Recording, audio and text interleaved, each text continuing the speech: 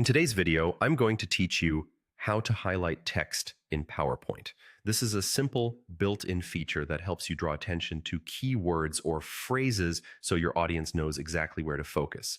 Let's walk through it together in a clear, easy way. I've already opened a PowerPoint file and added a slide with some text. To get started, make sure your text is already typed on the slide.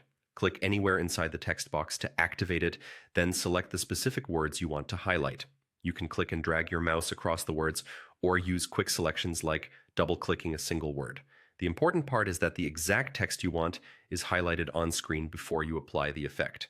With your text selected, go to the Home tab on the ribbon at the top. This is where you'll find most of your formatting tools. Look for the Text Highlight Color button. It looks like a little highlighter pen.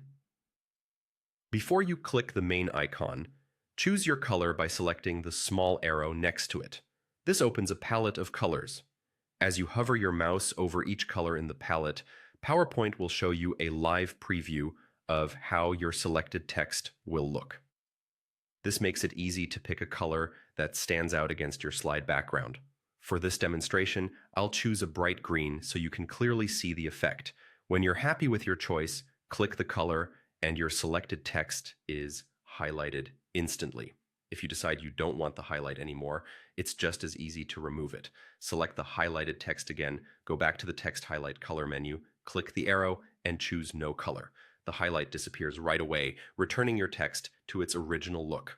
Once you've picked your preferred highlight color, you can keep using it quickly across your slide or deck. Just select another word or phrase and click the highlighter icon again.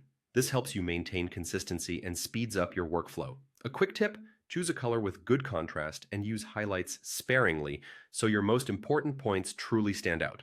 If something doesn't change, make sure you've selected the text itself and not just the text box. And that's all there is to it. Simple, clear, and effective.